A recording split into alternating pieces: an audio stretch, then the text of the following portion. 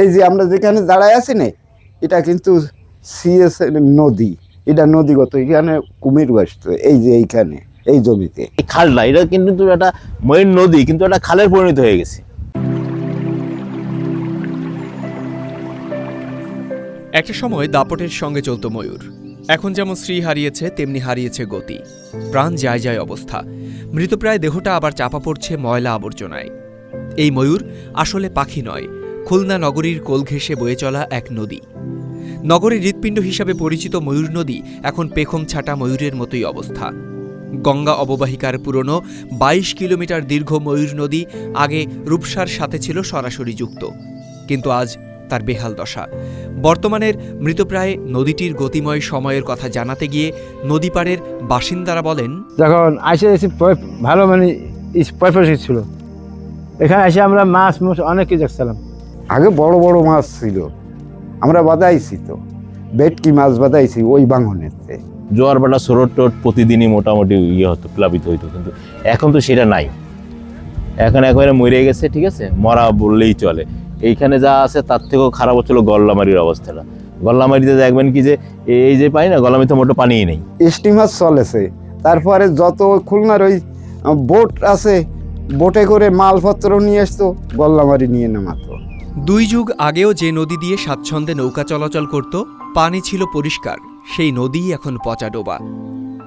নদীটিতে জোয়ার ভাটা না থাকায় শুধুই স্থির কচুরিপানা।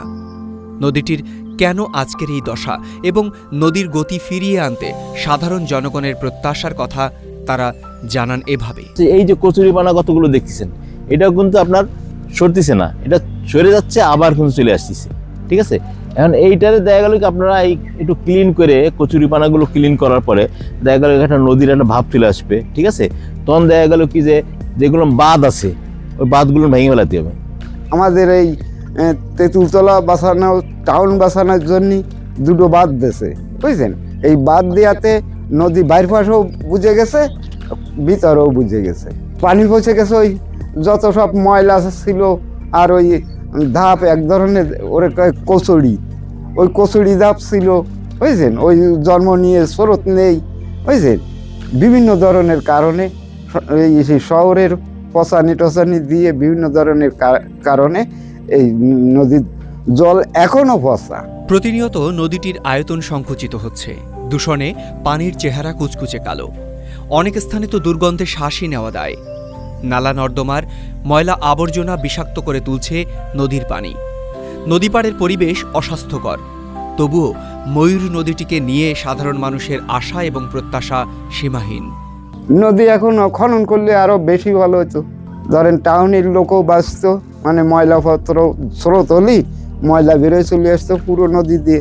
ওই নদী যদি খাল খনন করে তা নদী খুব ভালো হবে এবং এলাকার মানুষও বাঁচতে যাবে।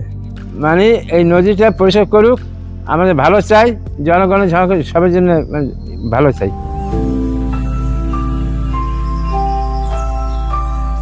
ময়ূর নদীটি নিয়ে আবেগের শেষ নেই খুলনার মানুষের, কিন্তু শুধু কথায় তো আর হবে না। নদীটি বাঁচাতে প্রয়োজন সমন্বিত প্রচেষ্টা। জনসাধারণকে সচেতন করা সহ নদী রক্ষা কমিশন, ভূমি মন্ত্রণালয়, পানি উন্নয়ন বোর্ড, সিটি কর্পোরেশন, পরিবেশ অধিদপ্তর সহ সংশ্লিষ্ট দপ্তরগুলোর সমন্বিত গৃহীত উদ্যোগের মাধ্যমে হয়তো নাব্যতায় ফিরে রক্ষা পেতে পারে খুলনার ঐতিহ্যবাহী ময়ূর নদী।